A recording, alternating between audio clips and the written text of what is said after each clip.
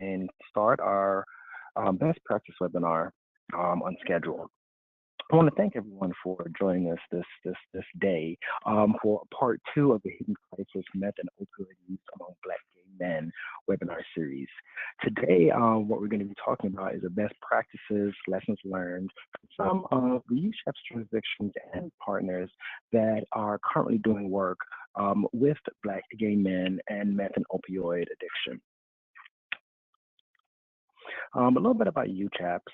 UCHAPS is an urban coalition for HIV/AIDS prevention services, which is a partnership of community members and health department representatives from jurisdictions most heavily impacted by HIV/AIDS.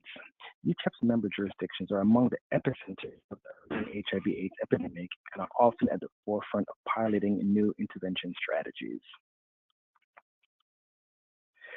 I want to take a moment and just let everyone know about an upcoming webinar that we'll be having next month, October 27th, on the U equals U. We're trying to create a dialogue for those that, in our experience, we've been going through city to city. There's some people in the field that are unsure, unclear, on the fence about the U equals U. So UCHAPS decided that we will put together a webinar for everyone. The webinar is going to be featuring Bruce Richmond, founder and executive director of Prevention Access Campaign, Undetectable Equals Untransmittable, and Dr. Dimitri Daskalakis, who will be able to also provide some scientific information to answer a lot of the questions that we've noticed a lot of people have out in the community. More information on this webinar will be coming shortly. So today we have three great presenters. Paul Harken, HIV and Hep C harm reduction prevention manager at Glide in San Francisco. We have Mr. Donald Powell, senior director of policy and development at Exponents in New York City. Excuse me, and Greg Wilson, senior manager, and Javante Wilson, lead HIV tester of In the Meantime Men, Los Angeles. So let me take a moment and give you a brief bio of Mr. Donald Powell. So Donald R. Powell, aka Godfather Alpha Infinity, has worked in the field of human services for 25 years. His particular interest is working with marginalized communities. Mr. Powell began his career in human services in 1892, working with HIV-infected men and women reintegrating into the communities from incarceration. Alpha worked for over a decade with the nation's oldest organization for Black gay men, where he developed a programming and training initiatives that sought to reduce stigma and affirm the lives of men who sought services within his agency. He's a former member of both the New York State and New York City HIV planning groups. Mr. Powell is also a first-year scholar of the Institute of HIV Prevention Leadership, a fellow initiative of the Center for Disease Control, a fellowship initiative of the Center for Disease Control and Prevention, and the Association of Schools of Public Health. He holds a master's in human services from Lincoln University, the nation's oldest HBCU, and is currently studying for his CASEC. In his present position as Senior Director of Policy and Development for Exponents, he works with members of the executive management team to identify resources, secure funding, and address technical assistance needs that oversees the development of policy initiatives related to substance use treatment, incarceration, and increasing the quality of life of the LGBT community. He is a senior administrator for the agency's CDC-funded initiatives and serves as principal investigator for a SAMHSA program for HIV-positive and high-risk negative young, gay, and bisexual men and transgender women of color. Mr. Powell was diagnosed with HIV in 1990 and was released from a New York State correctional facility in 1992. Mr. Powell has worked to organize several functions within the houseball community, including the 25th anniversary Icon Houses Infinity Ball held at the legendary B.B. King's House of Blues in October 2015. He has also lectured and moderated discussions on the respectful engagement of the houseball community for institutions including the National Black Leadership Commission on AIDS and BLACA and the Northeastern Addiction Technology Transfer Center. He currently serves on the board of directors of the Urban Coalition for HIV/AIDS Prevention Services, a national technical assistance agency working with jurisdictions with the highest rates of HIV infection, and is a member of the Ryan White Planning Council of New York City, where he serves on the integration and care committee. So without further ado, I would like to release the line and bring to you Mr. Powell. Powell, are you there? Yeah, hold on one second. Let me release you. Hey, Donald? Good afternoon. Okay, there you go. Okay, great. I hear you. Good afternoon, everyone. As Kenya says, welcome. I appreciate everyone taking the time out of their busy schedules, and so we'll jump right into it. Kenya, next slide, please. Muted. Ma'am. In our intensive and non-intensive tracks, we have 0 individuals reporting crystal meth use. Now, if you look at our LGBT specific program track, 98% of the individuals involved in that particular program track report either current or former crystal meth use. So for me, that really speaks volumes to why we're here today. I want to talk a little bit about something that actually grew out of that particular dynamic, which was something called our Third Way Initiative. Third Way really blends some of the principles of the therapeutic community model with harm reduction model, because we realize that everybody is not prepared for a drug abstinent life. And so oftentimes creating a model that incorporates peer support, some recovery coaching, a safe space where they can really talk without judgment, and couple that with the real principles of harm reduction, not just saying it's okay to use, but really helping individuals develop a plan on how they're reducing the risk and the harm associated with their drug use has been really beneficial. And so a couple of years ago, Exponents created something called the Third Way. And we were really, really excited earlier this year when the New York State Office of Alcoholism and Substance Abuse Services actually chose to support that with funding, because historically, they've only supported abstinence-based models. The model includes a psychiatrist we have on board who does assessment, because my experience has also been that Black and brown folks don't necessarily get the diagnosis that they need around mental health issues. You know, we're told we're bad, we're inattentive, we're just sad. We're actually, oftentimes, we're depressed, we're bipolar, we're exhibiting characteristics of antisocial behavior, but because of some of the communities and some of the belief systems that we hold, we don't necessarily access those types of services. So we have a psychiatrist on staff who can do assessment, he can do medication dispensing, as well as short-term therapy. The Third Way Initiative also provides housing support, because one of the things, working with individuals who are coming home from criminal justice backgrounds, we find that housing is really, really important. Individuals who go back to the situations that they came from oftentimes end up back in jail or in prison within the first year of release. And so, you know, we have housing specialists on board that work with individuals to find out what kinds of housings they're available for.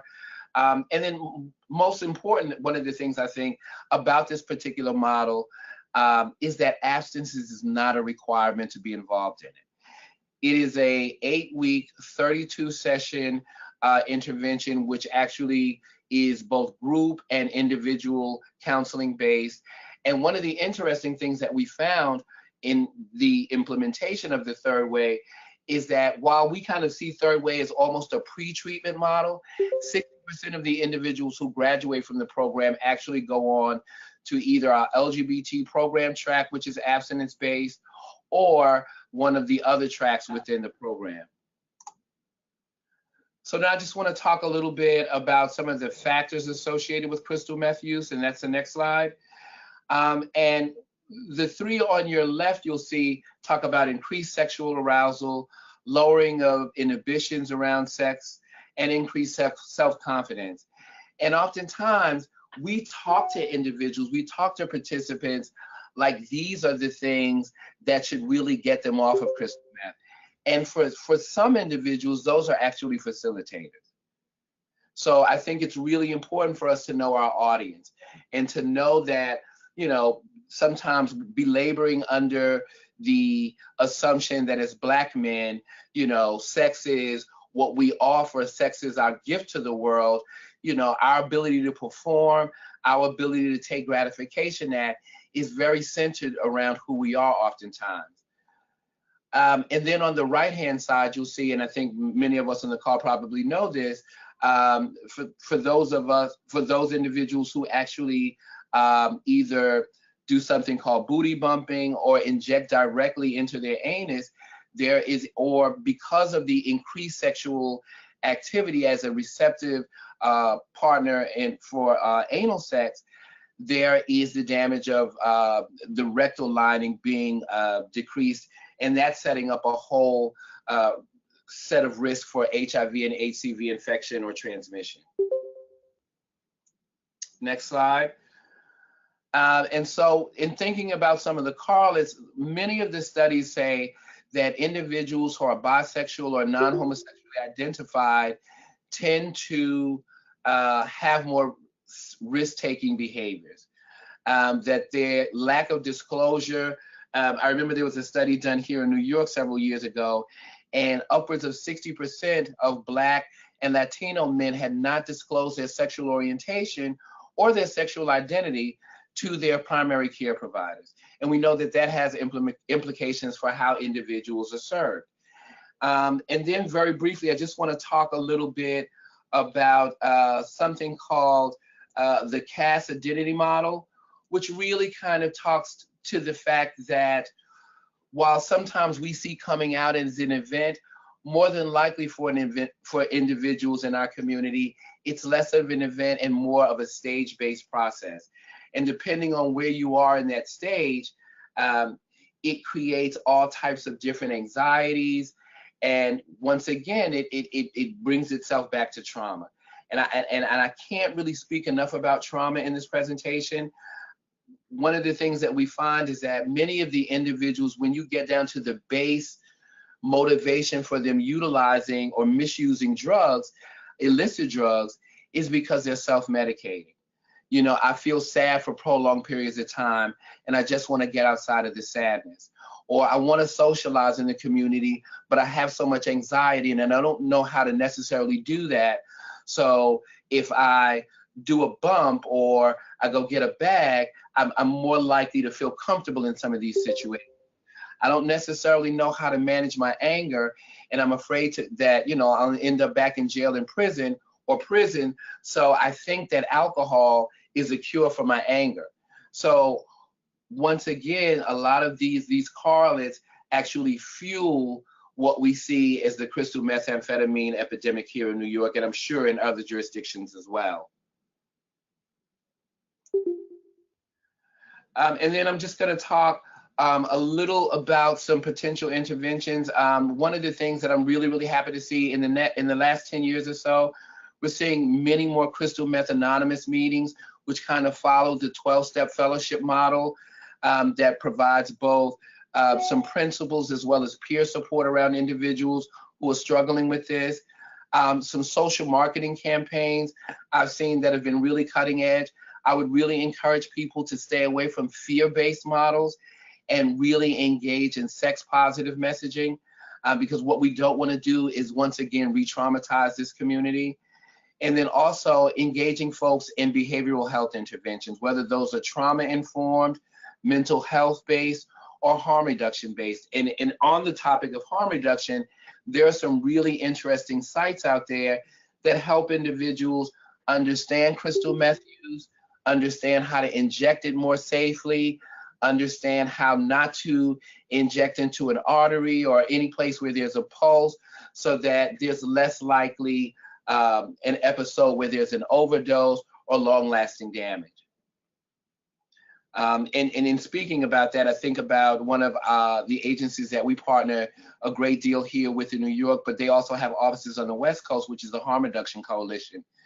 They do a lot of work around crystal methamphetamine use, as well as opiate overdose prevention. And then finally, I just wanted to leave my contact information, both for myself and for our Senior Clinical Director of Behavioral Services, Melissa Rios-Malave. And I hope that, you know, we can engage in a little bit of a conversation once the other two presenters have concluded. Thank you so much. Thank you so much, Donald.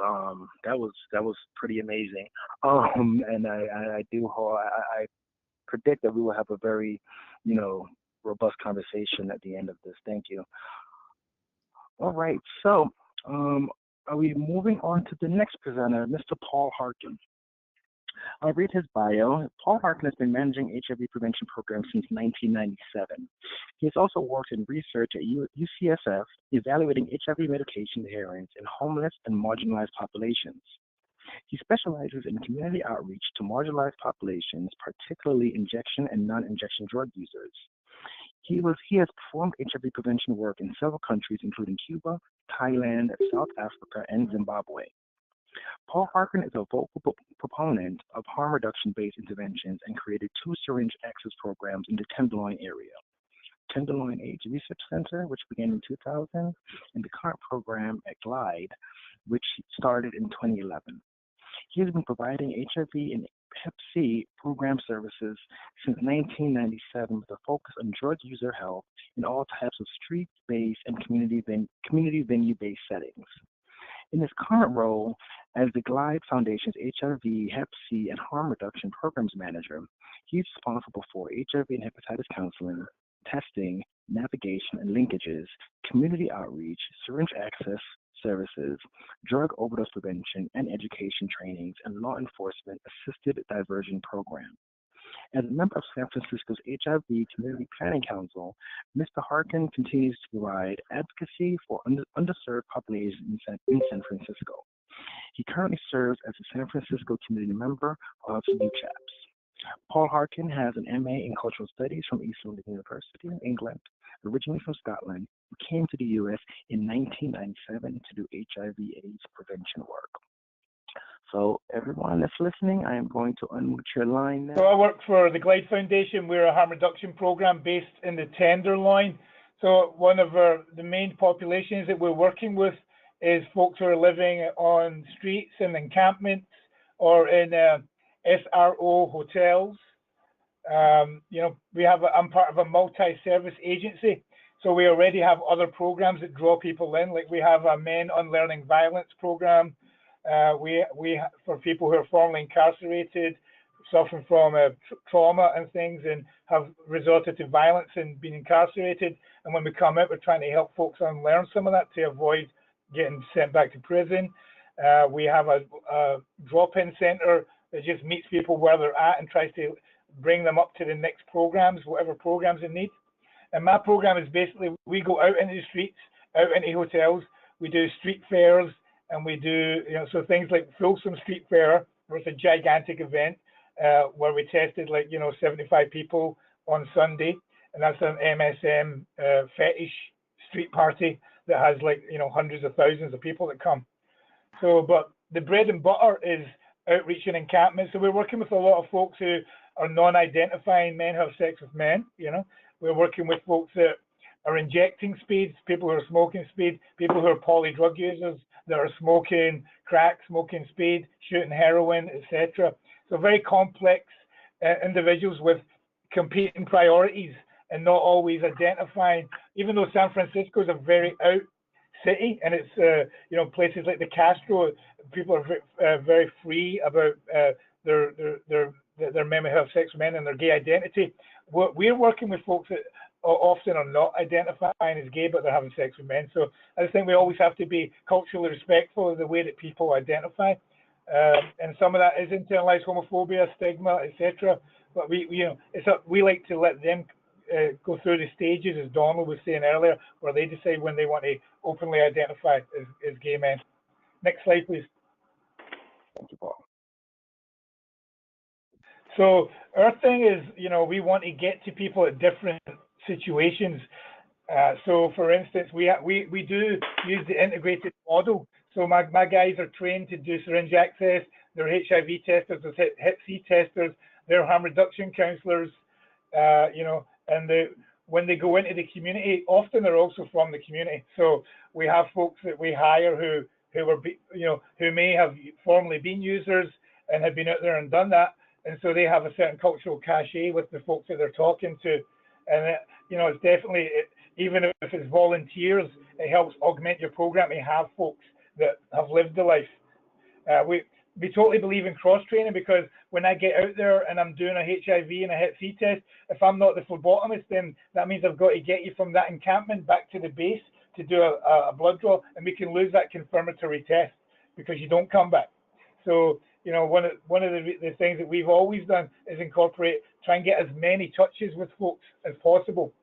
So when we're going into these venues, we're talking to people, they already, when we do our outreach, we bring supplies for drug users. So whether that's safer smoking kits, where they have supplies to wipe their pipes, to put pipe covers on so that they don't share body fluids when their lips are being burned from smoking crystal or smoking crack.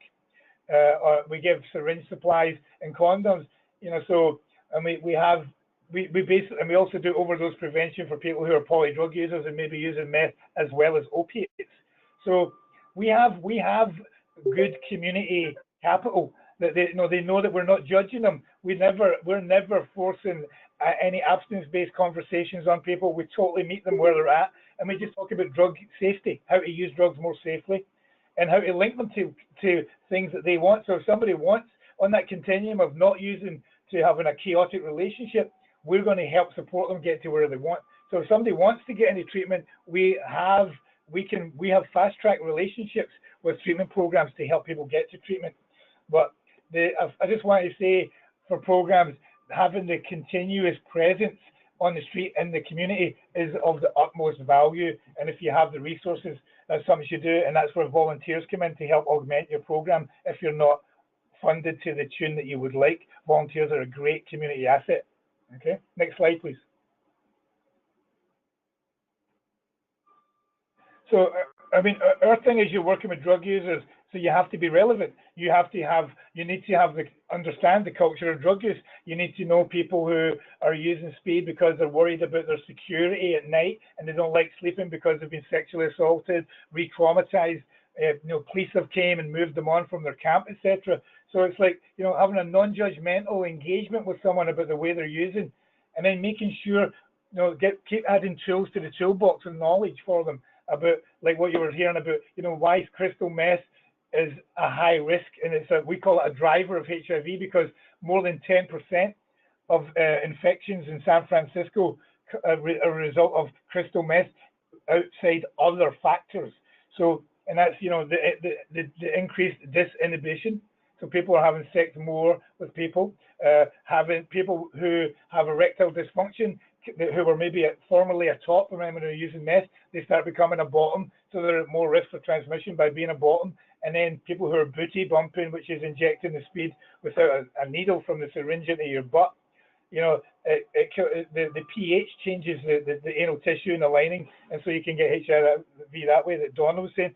And so a lot of people don't know that. So you make sure that when you're giving people booty bumpers, which we do, is like to let them know about that. Talk about lubrication, talk about hydration, and many other harm reduction tips. We have literature that's for speed users that's culturally appropriate, so that people can look at stuff. A lot of the good stuff from the Harm Reduction Coalition that Donald also mentioned. We've got the West Coast office over here, and it's letting people, trying to reduce the stigma of drug use, so that folks, know that you're an ally and you're looking out for their well-being, and you're not coming at them and lecturing them and trying to tell them not to use. A lot of these folks are self-medicating. Next slide, please. So, you saw that when we go out, we try and bring everything out. So we take the team out and we offer, people can do testing. When we've got our tent out on outreach, we sometimes use mobile vans. We'll walk people back when we're just doing the perimeter of where Glide is in the Tenderloin, because there's a lot of action. There's a lot of sex work and there's a lot of drug trade on the streets right outside our building. So we'll just walk, literally talk to people and walk them back, whether to give them HIV test, Hep C test, or they come out as having HIV or Hep C and not in care, and we bring them back. So, but part of the thing around that is we go out with useful stuff. So when we're talking to people, we have condoms, we have syringes, we have crack kits, we have pipe covers, and we also bring out peers, so the people who are part of that group. And it's just, we engage the community where they're at. We don't sit back and wait for folks to come into even though we believe we offer very, very respectful and awesome services in our building, people are too busy to just make their own choice to come to the building often because they've got competing priorities. So we bring it out to them, and then over bringing it out over time, we build up relationships. And then folks that maybe weren't first coming out that they were having sex with guys, I just talk, when someone's like that, one of my things is I just talk about having anal intercourse so they can learn some of the dynamics about anal tissue and why that, why having sex anally is much more infectious than vaginal sex, and without them having to identify as gay. And then maybe later on, the third or fourth time I'm testing them, they'll start to tell me that they're bisexual, they're having sex with trans women and things like that. So, just being around and non-judgy and letting people come to you with their information at a pace that's comfortable for them, but also using some of the skills of motivational interviewing to help to get to the real meats of the process of counselling, so that you're talking about real things and giving people real advice. And you get that by having community cred, that they trust you. Next slide, please. So, we believe that any encounter can beget the next encounter. So you'll see people might come for a HIV test, they might come for a Hep C test, they might just come in because they've seen our flyers letting them know that we have navigators for Hep C that will link you to treatment and help you get through that 12-week course of treatment. In fact, now there's new 8-week treatments coming out. So, a lot of users we've successfully treated.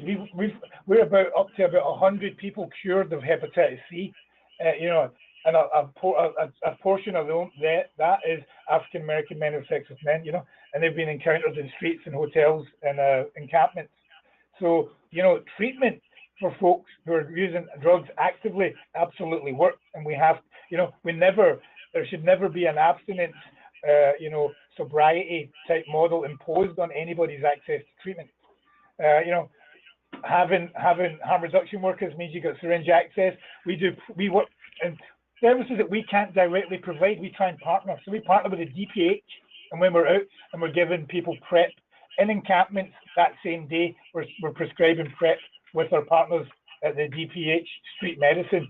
So again, when people see you making these efforts and these inroads to really make to reduce the barriers of accessing these interventions, you get a lot of community love and you get better uptake, and then some of those folks then become PrEP ambassadors and help us get PrEP into minority communities where it's been less successful in San Francisco. And then just linking people to substance use treatment programs, we are very connected to that, and we have good relationships, so we can normally help people get an expedited referral. And then just the overdose prevention training, that shows you train, even if someone's using meth. We've seen fentanyl in meth in San Francisco, and there's been overdose deaths with crack with fentanyl in it. So the drug supply, because it's driven underground, there's no quality assurance, can often be tainted. And so we're finding that we're even having to educate. And of course, there's other folks are poly drug users. But when you're doing Narcan distribution and training, you're directly training peers in the community how to save their friends' lives, and that builds community character, and it's an endorsement of your program. So, and the more you can bring to your touch, the better. Can I have the next slide, please?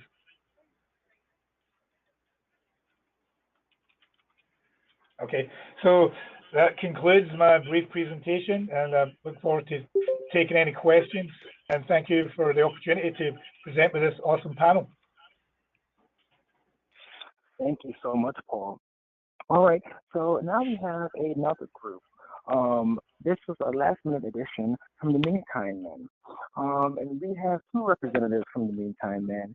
We have Javante Wilson, lead HIV tester, and Greg Wilson, senior manager of Meantime Men. If you guys give me 1 second, I'll put your line, and you guys can take off.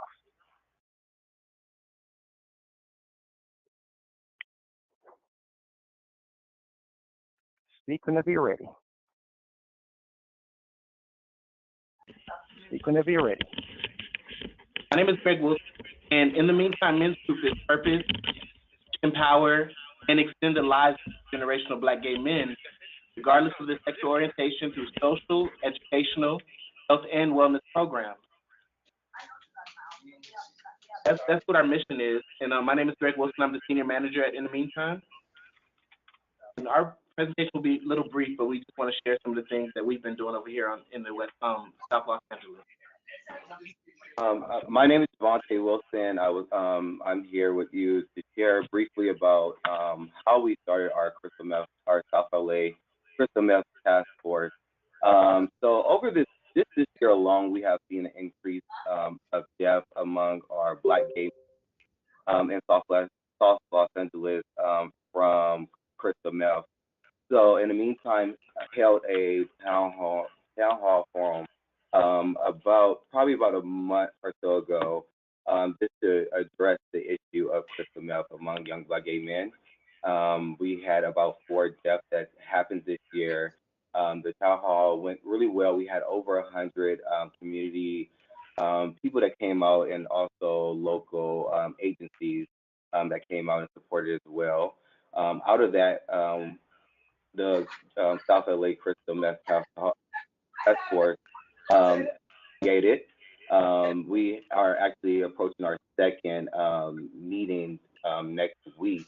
And just to share a little bit about what's on the agenda, we have the first meeting we talked about creating a survey that we would distribute to the community, and we'll do that via text and also email. So the second meeting, our agenda will be refining that and coming up with exactly what that looks like, and then also. And the purpose of the survey is to get a better understanding of what the epidemic looks like in our community and how the community actually feel about it. Correct. And then also, we want to make sure that we continue compiling and identifying a list of substance abuse treatment centers in South LA.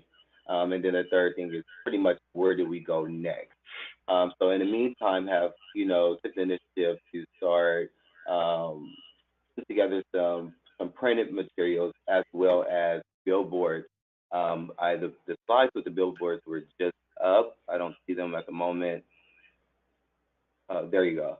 So we have 4 different billboards that's going to be going up in South Los Angeles. It's part of our social justice campaign that we have going on, and they will be sprinkled out South LA.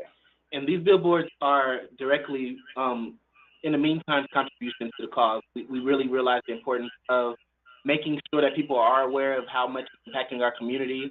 So this is our way of not only supporting the Christmas Task Force, but also assuring that we consistently make sure that our voices are being projected to let people know that we need to do something about this.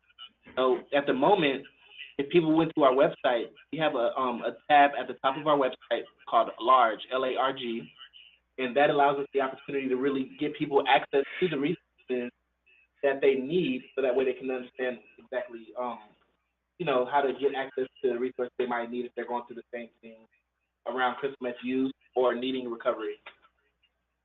And our website is actually on that slide at the bottom of the billboard for anyone that would like to check out that tab. Okay, and that concludes our portion.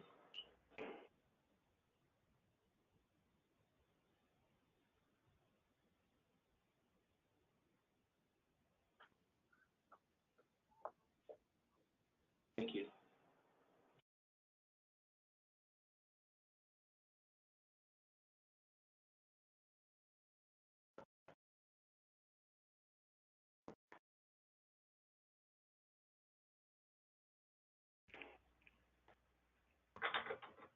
What you're going through now are community recommendations. That was created from the task force meeting the town hall meeting that we initially had that led to the task force. Any questions?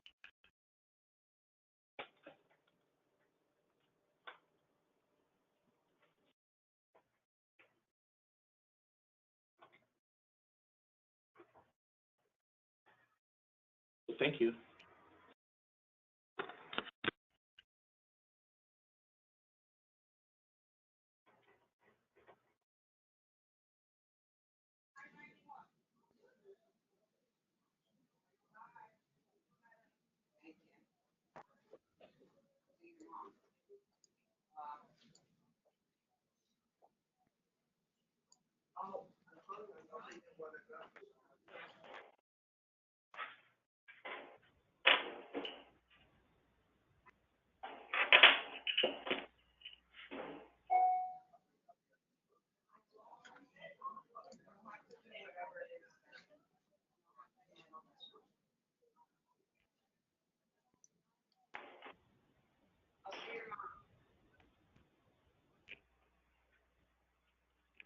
Hello?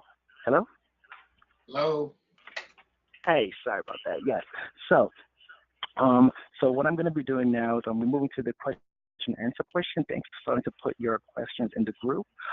Yes, you will receive an email when it's of the recording. It'll be uploaded to YouTube, our YouTube channel, within the next few days. So questions are fun to come in. What we'd like to do is, if you have questions, please enter them into the chat box, and you're welcome. Into the chat box, and I'll ask them, and any one of the presenters can feel free to answer the question. So the first question we have right now is, how is trauma being defined for Black MSM? Thank you, love. I'm going. Any one of our presenters can answer that. I'm sorry, could you repeat the question? How is trauma being defined for Black MSM? When we talk, this is Donald, and when I do Seeking Safety with young gay and bisexual men, and one of the things that I found is that oftentimes in our community, when people think about trauma, they're thinking about individuals who are in the military that have witnessed or participated in some, atrocious events. One of the things we really try to help people understand, particularly if you're 19, 20 years old, and the individuals tasked with your care and your support have abandoned, abused, or neglected you, that's a traumatic experience. And so oftentimes, even if that happened as a 6 or 7 year old, if that trauma is not addressed, you're still making decisions based from that trauma you experienced in childhood as an adult. So people raise their voices around you in an argumentative way, and you come from a household where there was violence, you automatically want to make yourself invisible. Now, the way in which you made yourself invisible as a 6-year-old, maybe hiding behind the television, may be very different than the way you do it at 21 years of age, which is you go get a bag of dope, or maybe you go get some drinks because you want to numb yourself to that re-traumatizing event. Thank you so much. Anyone else have anything they want to add? Yeah, I think I would like to add, we're working with folks who are marginalized, stigmatized, and criminalized disproportionately for being African American on the streets. So there's a lot of trauma from police brutality. There's trauma for folks who are coming out as gay in communities that are homophobic. So trauma is super real, and people often medicate through that. And when we do surveys, we find like 90% of the folks that we work with on the streets have had either sexual trauma or other kinds of physical violent abuse. So, this is, and then the ACEs study showed how common that this was. And if you think about if you're Black and gay, the stigma and the racial prejudice, right through like law enforcement in San Francisco, where we saw those texts that the law enforcement was writing, then you're piling re-traumatizing upon re-traumatizing, and of course it does create. You need to have incredibly good therapeutic staff to help people to manage that and to frame it for them, and then help them, recover from it. Awesome. Thank you. Okay, so I'm going to move on to the next question now. The first speaker, Donald Powell, discouraged against using scare tactics to educate people about the dangers of meth use. While there is extensive meta-analytic research that shows fear-based messages do not necessarily impede health education efforts, I can appreciate the concern for not re-traumatizing people.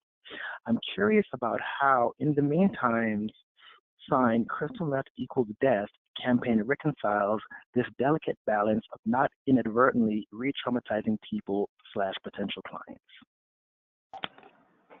Okay, well, good question. This is Greg Wilson speaking in response. I believe that recognizing that it has been killing our community, a lot of times the conversations has not been taking place. Most times people try to hide behind what's really, this is my personal opinion, a lot of people are hiding behind what's really happening. And I think by making people pay attention to it, it kind of makes them become more aware of what's really happening. And then we can then bring in the portion where education can take place, resolution can take place, and also resources can be provided. We realized that until it really hit home, I mean, it's been happening for years. We've noticed that it's been impacting, especially the gay Black men, that community, and it's been happening for a long period of time, but it hasn't been spoken of until recently, when we had, as Javante mentioned earlier, 5 peers from the same community passed away from the same thing. At that point, it took for our community to start becoming like, okay, well, we need to kind of stop doing what we were doing if they were using crystal meth, or we need to start paying more attention to the fact that it's killing us now. So it became more real. And I think that with that alone, it allowed people to come to where we had over 100 people at the town hall meeting, because at that point they realized that it is important to discuss, and it is important for conversations to be had around it. So that particular billboard is meant to capture people's attention, hopefully get them to the website so they can access resources that are necessary, and also allow dialogue and conversation to take place that is not naturally happening. Thank you. Thank you. Donald, do you have anything you'd like to add? The only thing, and I hope I don't get in trouble for saying this, but I would really encourage people. There's a documentary out now. It's called Party Boy. Oh gosh, it is called Party Boy, Black Diamonds and Ice Castles. And the individual who created his name is Michael Rice. And it looks at the impact of crystal methamphetamine use amongst Black, gay, and bisexual men. And for people who know me, I'm a really, really big Janet Jackson fan, and she always talks about keeping the conversation going. And so I think vehicles like this allow us to really kind of underscore the relevance or the impact that this epidemic is having on our community, without necessarily stigmatizing people and pushing those most in need of the services away. And so I really encourage people, to contact his people, maybe get them to come out and do the documentary screening. We're actually going to have them here at Exponents on the 25th of October. And we'll have a panel with some clinicians as well that come from both the harm reduction and an abstinence-based model. Thank you. Thank you. And thank you, Donald, for the suggestion. Excellent film. With the response. All right. We have another question. We are focusing on dating app outreach and have found that there are meth parties in the community. From your experience, would you find that services and harm reduction be better done by getting into the meth parties or by having one-on-one conversations with potential users?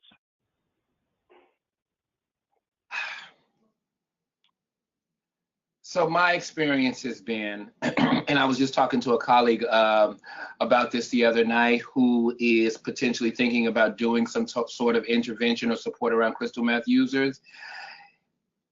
Crystal meth, my experience has been that individuals who are currently engaged in crystal meth use in that moment, it's really challenging for them to hear whatever it is that the information you're trying to get across. One of the things we talk about is really timing your intervention. So I was telling this individual that you may want to do something on a Tuesday or Thursday before the weekend gets going, or that Tuesday after the weekend is gone, because what will happen is, even if people get high Friday through Sunday, Monday is probably not the most optimum day, because the research has shown at that point they're crashing, they become much more agitated, they become prone to violence. And so a Tuesday, at the end of the weekend, so they can really look at what the use has been and what the impact has been on their lives, or a Thursday before the weekend begins to get underway, to kind of preempt some of that behavior, or at the very least apply some harm reduction tools to whatever's going to take place. Okay. Anyone else like to provide answers?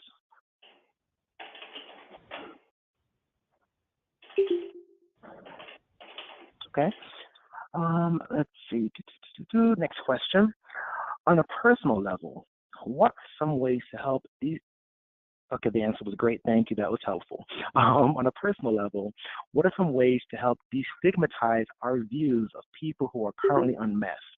Often, non-users have a tendency to look down and judge current users, which may exacerbate the vicious cycle of isolation, suffering, and loneliness.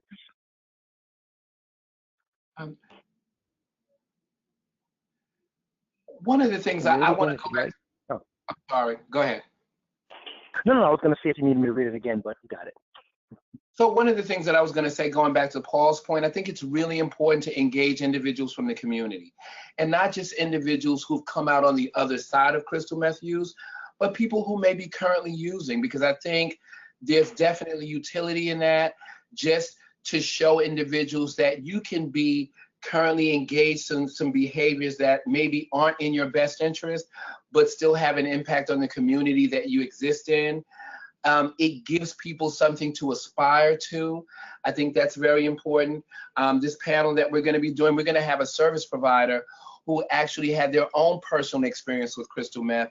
I think it's really important for individuals to see that people have actually taken steps and come out on the other side of that. So I think those are all important steps. And once again, going back to our mission, I think it's very important to be client-centered and to be strength-based.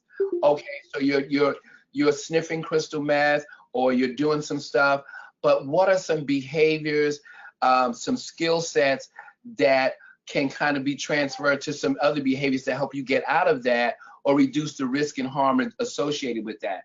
I think so many of our programs are deficit based. We come in with individuals and we talk about immediately what's wrong with you and how do we fix that, as opposed to kind of really helping them underscore what's right with them and then capitalizing on some of those elements. Yeah, these are great points, Donald. And you know, we do groups for people who are actively using, and I've had groups where people are just sharing harm reduction tips around moderation management, saying, hey, you know what? If you take a little bit on Friday and then you do Saturday, but Sunday you chill, you know, so you're not all tore up on Monday. There's people who are still employed and they're partying at the weekend. There's many steps in between going from, you know, abstinence to chaotic use, and there's a lot of room in the middle for, you know, highly productive ways of engaging clients in self-care while they're using, versus trying to push people. And you know, anytime we push people, we're adding to the stigma. And I'm not a fan of the meth equals death type campaigns. You know, I think it adds to the stigma and the shaming of drug users. So our thing is meeting them where they're at for reals and letting them hang out with other people who are in different situations or similar situations, and sharing tips across each other that are you know, practical ways of reducing the harms of use.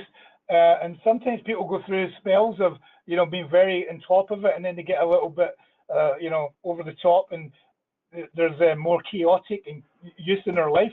But you know, there's a continuum of using, and you have to work with the client where they're at. And you know, that's the respect is done by the modeling and the program, that people are not being judged, that they're being supported where they're at, they're not being coerced or forced or shamed or criminalized or guilt tripped about their use. And I think any program that has the respect of active users, that's probably the traits that are most appreciated, the non-judgmental, truly supportive, radically inclusive part. Thank you. I have a follow-up question to the fear-based health education messaging campaign. Social psychological research shows that people are more inclined to receive negative health information messages once they have first been self-affirmed in some other, even if it's seemingly an unrelated area, aspects of their lives. For example, cultural pride, life goals, family, etc. I'm curious about ways in which certain fear-based campaigns like crystal meth equals death can be coupled with more self-affirming components. Perhaps this could be one way to avoid the re-traumatization that Donald Powell warned about.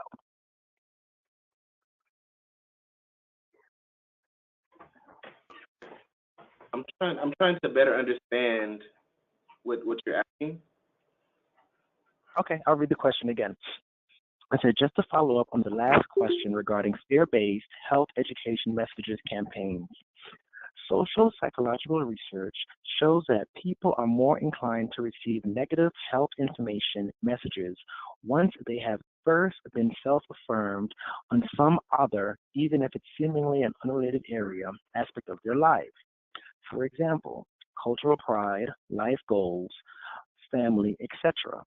I'm curious about ways in which Certain fear-based campaigns, like crystal meth equals death, can be coupled with more self-affirming components. Perhaps this could be one way to avoid the re-traumatization that Donald Powell warned about. So one of the things that I would encourage people to do is really do your research. There are some really cutting edge websites out of there. And I think one of the things we realize about Black gay men and crystal meth is that because it's so closely interconnected with their sex, that a lot of this happens online. So there are some online sites, and one that comes to mind very quickly is bluelight.org, where they have blogs, they have forums, and these are all managed by individuals who are a part of the community.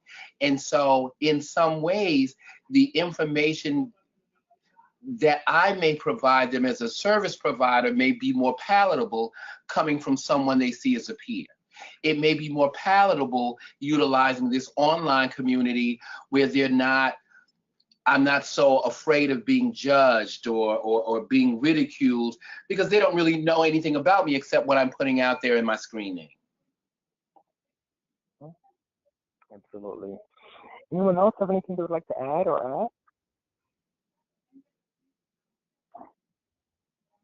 Okay, if further down the line you have any questions you'd like to ask, please feel free to email me at kenya@uchops.org, and I will make sure your question gets to the presenter to get an answer for you. Again, on October 27th at 2 p.m., we'll be having a webinar on U equals U with Bruce Richmond and Dr. Dimitri Dask. And don't forget, today is National Gay Men HIV/AIDS Awareness Day. Today's a good day for us to have this conversation. Like I was talking with Donald earlier, we didn't plan on it to coincide with today, but the universe just made it happen today for I think, a very good reason. There goes a screenshot of all of our contact information, everyone that you could speak today. Again, you can reach me at kenya@uchops.org if you'd like more information or you have further questions you'd like to ask our panelists from today. Again, I'd like to thank everyone for taking time out to listen to this, to be part of this conversation, and thank you to our presenters for all the great information and igniting this great dialogue that we've had. Thank you, everyone. And very quickly, I'd just like to thank you, Kenya, and the rest of the UCHAP staff for pushing the agenda on this because I think it's really important and it's very timely. So thank you. Thank you. Thank you. I would like to echo that. Everyone. It's really great for UCHAPs to be involved in this. All right. Thanks, Paul. Thanks. Thank you so much. All right, everyone. I look forward to hearing from you guys soon. Take care.